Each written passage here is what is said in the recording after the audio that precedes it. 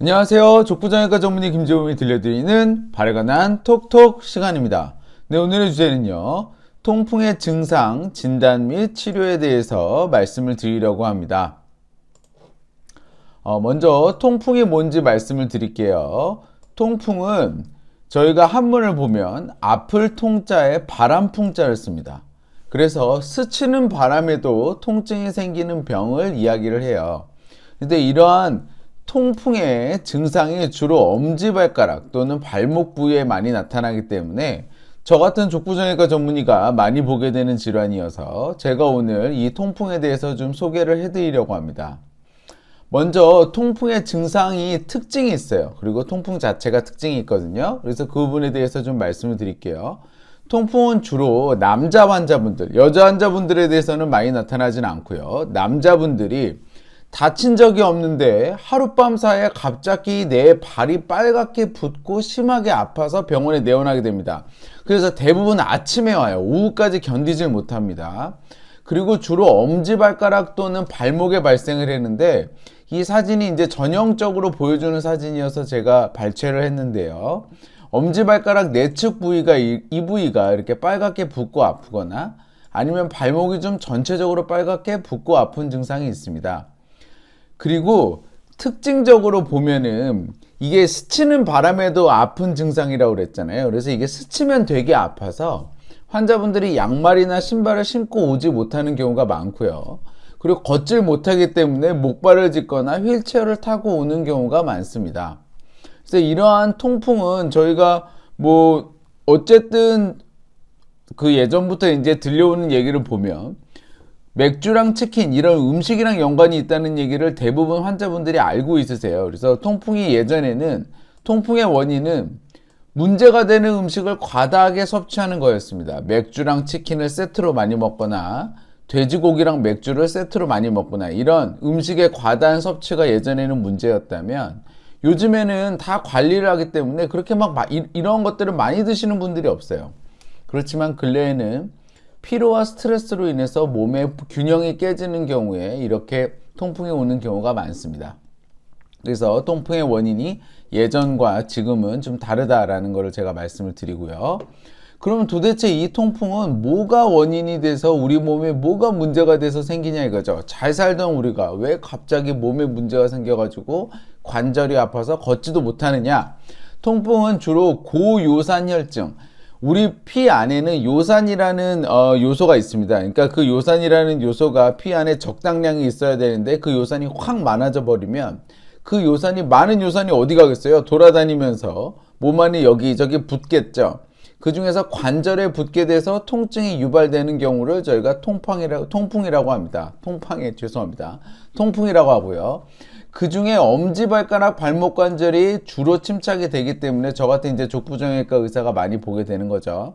그럼 도대체 이 고요산 혈증이 어디서 많이 생기는지를 알려면 우리 몸 안에서 요산이 도대체 어떻게 만들어지고 피 안에 저축이 되는지를 봐야 돼요. 요산은 일단 퓨린이라는 물질에서부터 만들어집니다. 퓨린은 주로 단백질에 있는 건데요. 퓨린을 함유한 음식을 우리가 섭취를 하게 되면 그 퓨린이 간에 들어가서 요산이 만들어지고요. 이 요산이 소장과 신장, 그러니까 변과 오줌을 통해서 우리 몸에서 배출이 됩니다. 30%는 변, 70%는 오줌으로 배출이 돼요. 그러면 생각을 해보면 이 퓨린을 많이 함유한 음식을 우리가 많이 그러니까 들어오는 게 많은 거죠. 요산의 원료가 되는 퓨린이 많이 들어오거나 아니면 요산이 만들어졌어요. 그 요산이 배출이 안 되거나 둘 중에 하나겠죠. 이러한 두 가지 문제가 생기게 되면 고요산 혈증이 나타나게 됩니다. 그래서 요산의 재료인 퓨린을 많이 함유한 음식을 많이 섭취하는 경우, 과다하게 섭취하는 경우, 소장과 신장에서 요산을 배출하지 못하는 경우, 이 두 가지 경우에 고요산 혈증이 나타나는데 재료를 많이 먹는 거는 그냥 우리 의지대로 많이 먹는 게 문제일 거고요. 요산을 배출하는 거는 우리 몸에서 선천적으로 그 요산을 배출하는 그런 데에 문제가 있는 경우도 있지만 피로나 스트레스로 인해서 우리 몸의 균형이 깨지는 경우에 요산이 잘 배출되지 못하는 경우도 있을 수가 있습니다.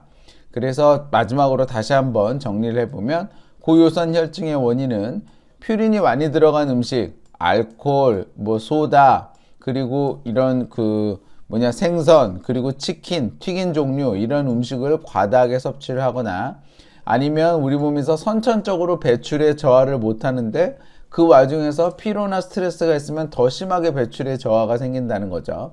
이런 경우에 이제 고유산 혈증이 생기는 걸로 되어 있습니다. 그러면 통증의 진단과 통풍의 진단과 치료는 어떻게 하냐면 진단은 먼저 엑스레이를 봅니다. 엑스레이를 보는 이유는 통풍 자체를 보는 게 아니라 우리가 기억은 못하지만 다쳤을 수도 있잖아요.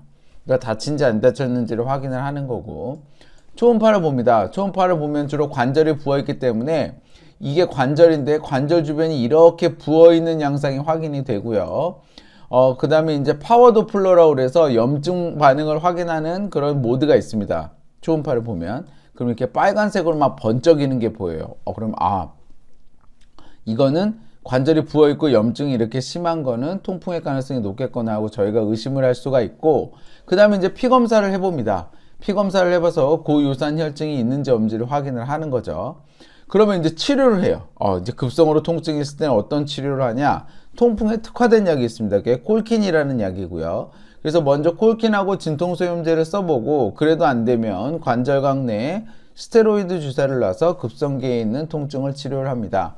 급성기 통증을 치료한 다음에는 저희가 고요산 혈증이 지속이 되는지를 확인을 하고 고요산 혈증이 지속이 되면 이걸 치료를 해야겠죠.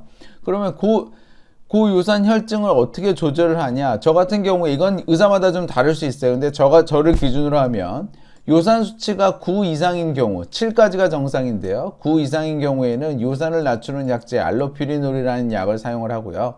요산 수치가 9 이하일 때에는 먼저 식이, 체중 조절, 피로와 스트레스 관리 등 생활습관 조절을 해보고 그래도 안 되면 요산을 낮추는 약제를 씁니다. 그리고 급성 통증 후 첫 1개월에 재발이 잘 되는 걸로 되어 있어요. 그러니까 급성 통증이 다시 오는 걸로 되어 있거든요. 그래서 그거를 막기 위해서 콜킨이라는 약을 1개월간은 지속적으로 저는 주고 있습니다. 자, 그럼 정리해 보겠습니다. 통풍의 증상은 외상 없이 발생한 심한 통증 및 붓기를 이야기를 하고요. 통풍의 원인은 고요산 혈증입니다. 그래서 우리 피 안에 요산이 많이 들어가 있는 게 문제가 돼요. 통풍의 진단 및 치료는 먼저 진단은 피검사와 초음파로 통풍을 진단을 하고 고요산 혈증이 있으면서 초음파상에서 통풍에 합당한 증상이 있다 하면은 치료를 하는 거죠. 급성기에는 콜킨하고 진통소염제를 줍니다. 이후에는 요산 수치를 조절을 하는데 9 이상이면 약을 주고 9 이하면 생활습관 조절을 먼저 해보고 안 되면 약을 씁니다. 그리고 첫 1개월 사이에는 재발을 막기 위해서 급성기 후 첫 1개월간은 저는 콜킨을 좀 지속적으로 드시라고 이야기를 하죠. 통풍은 한번 생기게 되면 일단 그 순간 너무 아프고 일상생활을 못하기 때문에 빨리 증상을 가라앉히는 게 중요합니다. 근데 저희가 이제 콜킨이나 진통소염제를 사용하면 하루면은 거의 통증이 많이 가라앉기 때문에 이런 적절한 진단과 빠른 치료가 환자의 생활을 빨리 복귀하는 데 도움이 많이 되고요.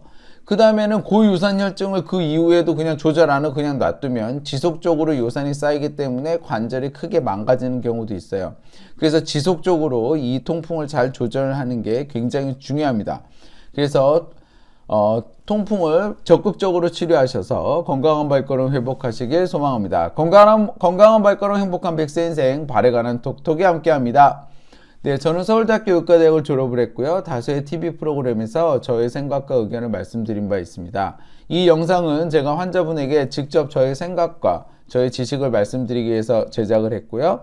네이버 족보김주범 블로그에 오시면 더 많은 정보와 질문이 가능합니다. 경청해 주셔서 감사합니다.